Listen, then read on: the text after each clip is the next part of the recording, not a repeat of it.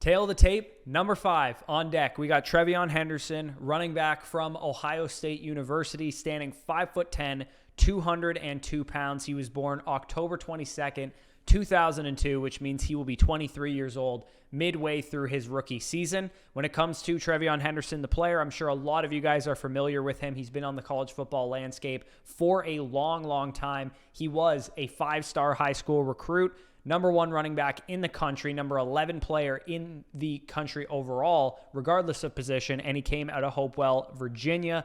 High school to college, he goes to Ohio State, and he is an absolute staple part of that 2021 team that almost made the national championship. CJ Stroud, Garrett Wilson, Chris Olave, Jackson Smith-Njigba, all those guys to draw attention away from TreVeyon Henderson as a true freshman, rushed for 1,250 yards and added 29 targets through the air, 15 touchdowns on the ground. That 2021 freshman season from TreVeyon Henderson, as I'm sure many of you guys already know, was one of the best ever. Legitimately, when you stack it up against some of the best freshman seasons of all time, 18-year-old true freshman type of stuff, it's TreVeyon Henderson, 100th percentile. Nick Chubb, Todd Gurley, Jonathan Taylor, all plotted alongside of him in terms of experience-adjusted PPR points. As you can see in this chart, things started to go downhill 2022 and 2023. He suffered a broken foot in September of 2022. He actually played through it for a number of games, and it hurt his numbers, and then he eventually was shut down for the year and had surgery on it. Then in 2023, he got banged up again at the start of the season, undisclosed injuries, some shoulder stuff, lower body stuff. It caused him to miss 3 total games in 2023. He did end up kind of finishing the season strong, but he was kind of hobbled for about half the year there. But in 2024, Quinshon Judkins transfers in from Ole Miss, and Chip Kelly really gave him a lot smaller of a workload, TreVeyon Henderson, and they both worked in tandem, Judkins did the dirty work, Henderson did the fun stuff. He leads the country with 7 yards per carry, had a dominant 91.8 rushing grade, and the Buckeyes win the national championship this past year. So let's get to the tape on TreVeyon Henderson. A little bit of a wonky profile. Like I said, it's weird. Doesn't happen very often that you have that dominant of a freshman season, and then the rest of your years don't look as good as a result. However, TreVeyon Henderson has a bunch of great traits for fantasy football purposes, none more than his ability on third down. Receiving traits galore for this guy. Very few backs in this class are a weapon in the passing game. I'm not just talking about a guy that catches checkdowns. I'm not just talking about a guy that can be a 50-target person at the next level. I'm talking about a legitimate and real receiving threat. Angle routes, wheel routes, split out wide. So much potential for PPR points for our purposes as fantasy players.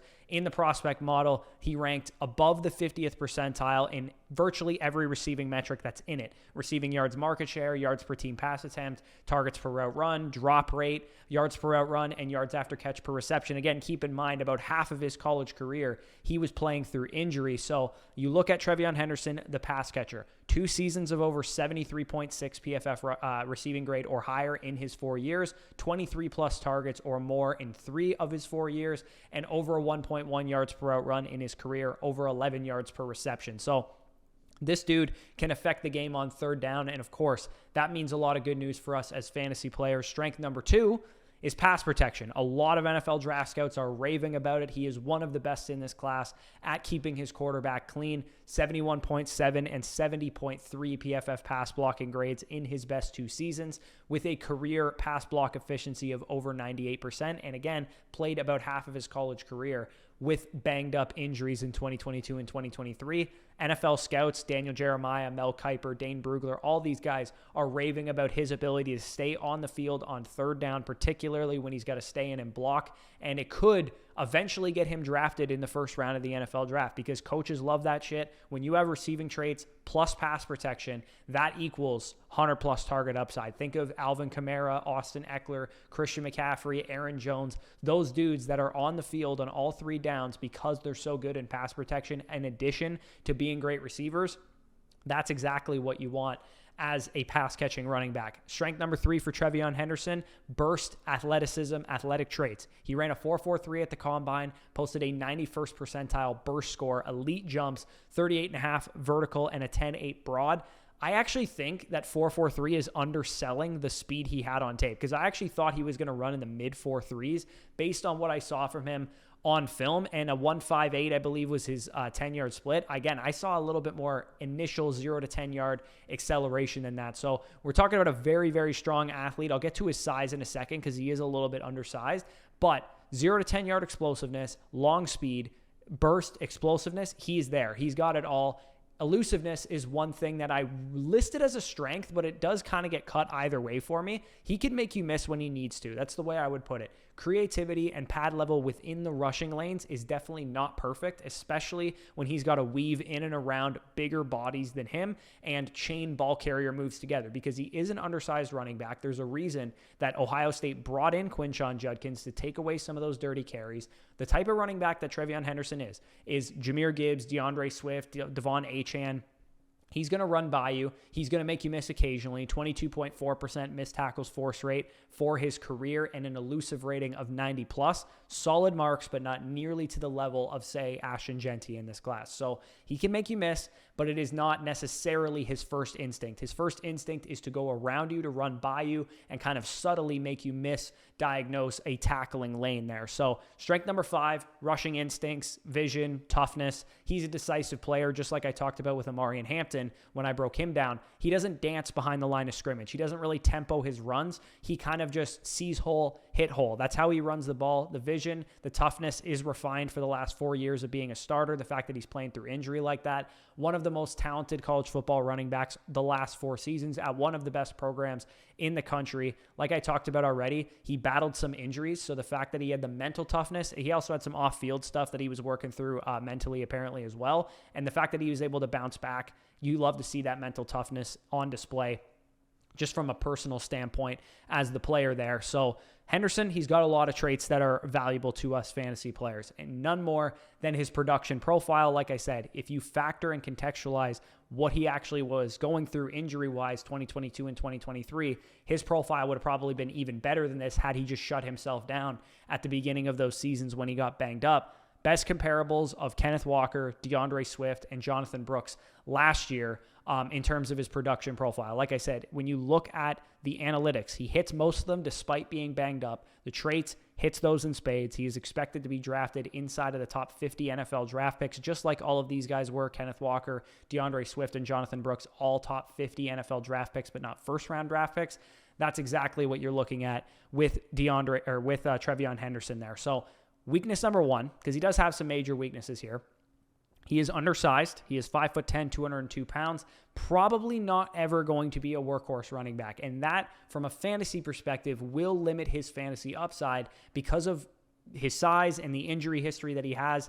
It's pretty clear that an NFL team is probably going to look at how he was deployed at Ohio State, especially that final year with Chip Kelly, and think this is what we want to do with this guy. We want to put him on the early career Alvin Kamara, Aaron Jones plan, or current day like Jahmyr Gibbs, Devon Achane, Bucky Irving. Give him 15 to 18 to 20 maybe ideal touches, 5-6 targets a game. Don't let him hammer up the middle for a bunch of dirty carries and get himself hurt. That's what you want to do with a player like this. So again, can still be by all means an RB1 in fantasy. It's just going to limit him from ever being a 300 to 400 touch guy, like for example, Genty, Hampton, Judkins could be at the next level if they hit their ceiling. So again, lower body injuries, foot injuries, and shoulder injuries kind of derailed his ability to carry a full workload. There will likely be a Robin to Henderson's Batman in the NFL, whether that's him going to the Bears and they use Roschon Johnson in short yardage. Maybe the Raiders use a thumper because, of course, his college coach is there.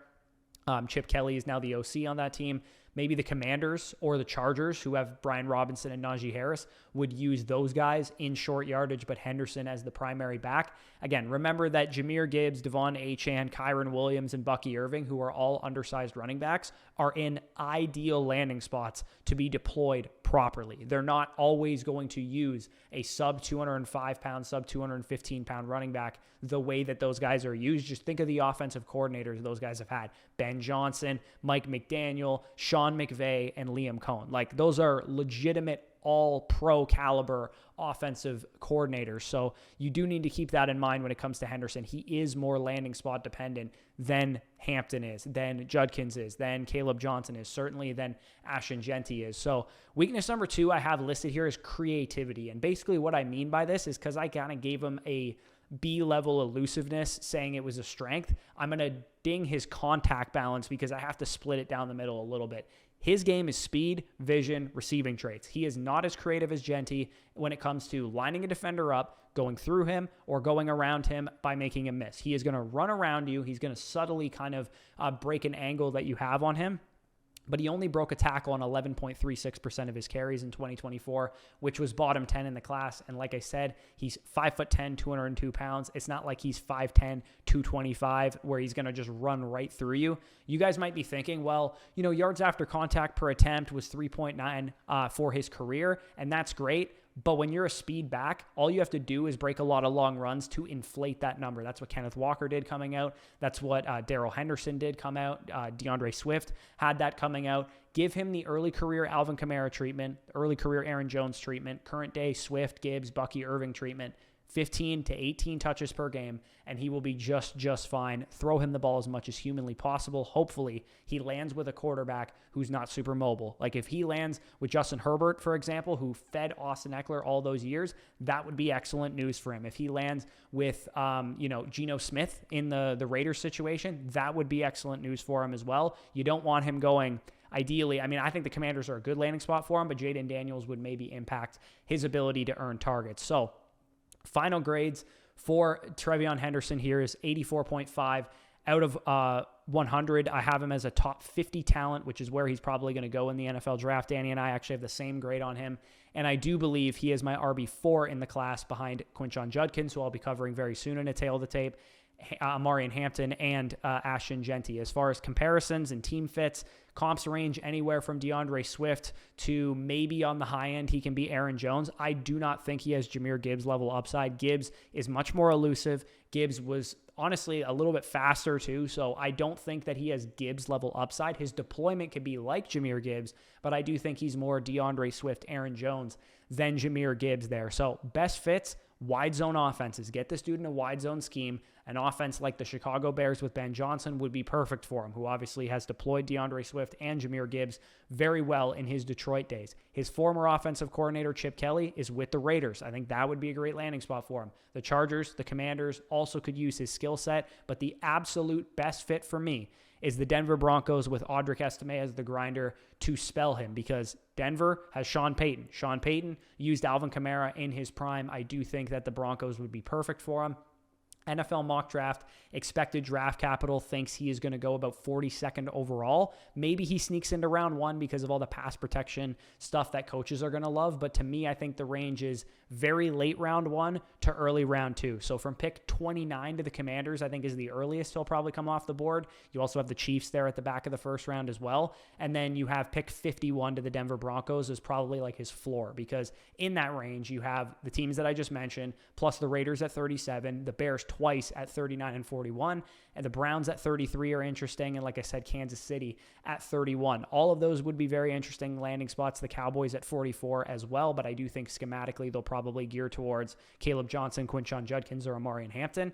What I would be doing with TreVeyon Henderson in rookie drafts right now is, obviously, there's a big tier behind Genty at 101 and Travis Hunter if he plays wide receiver at 102, where Tet McMillan, Cam Ward, Amarian Hampton, TreVeyon Henderson, and the other two Buckeyes, Emeka Egbuka and Quinshon Judkins, land for me. Like, I have Luther Bird and Golden in the tight ends just after that range, in addition to Shadur Sanders.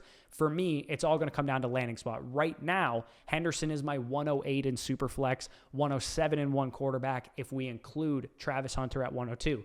Mainly because Judkins and Hampton have the size to carry more touches. Ward is a toolsy quarterback in Superflex formats. And Egbuka and McMillan, to me, are just rock-solid wide receiver prospects, slightly more so. I have higher grades on them than I have on Henderson. But of course, post-draft, landing spots, draft capital will change that tier completely. And I don't really even want to say that I won't have Henderson at 104, 105, or 106, depending on where he goes. If he goes like 20th overall to the Broncos, I will put him 104, 105, 106. For one quarterback leagues, like I said, without Hunter included, he'd be as high as 106, but probably 107 right now. If you think he should be like the 104, the 106 in this class, I won't argue with you. I definitely think beauty's in the eye of the beholder with this tier. But for me, he's at the end of this tier, just given the fact that he's a little bit undersized and more landing spot dependent. I might be there myself post NFL draft in the right landing spot, though. I just want to hammer that home. So if you go 108, that's way too low for TreVeyon Henderson, or 107 and one quarterback. I'm telling you, A, that includes Travis Hunter, and B, that is assuming, median landing spot, not great landing spot. So like I said, Broncos, Raiders, Bears, one of these teams, definitely pull the trigger on this dude because he's going to be an awesome, awesome fit for them. That is all. Going to tackle one of his teammates probably in the next one, whether it's Emeka Egbuka, probably will be, or Quinshon Judkins. I'm going to get through as many players as I can before the NFL draft. Hopefully I get through Egbuka, Judkins, Caleb Johnson, Cam Ward, Shadur Sanders, Colston Loveland, Tyler Warren, Luther Burden, and Matthew Golden. If I already said them, I can't remember. Those are the teams or the players that I want to absolutely get through before the draft. Maybe I'll try and get to like a Jaden Higgins or somebody like that, but I doubt we'll get there because we're running out of time. If you guys do want all of the team breakdowns, all of the player breakdowns you could possibly want, head on over to flockfantasy.com. You can purchase a team review. You can purchase trade questions, a buy, sell, hold report by heading to the personalized advice tab. That'll be linked down below in the description.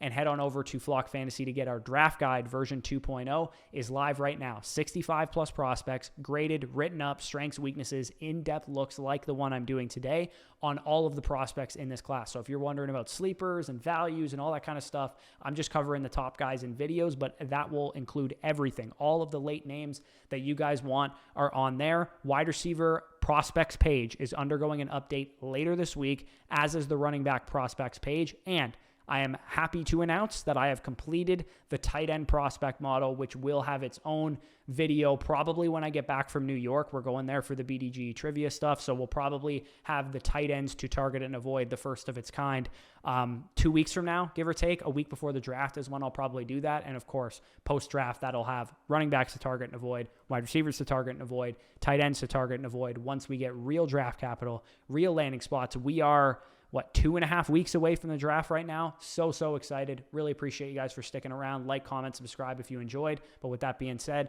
peace out, and I'll talk to you soon.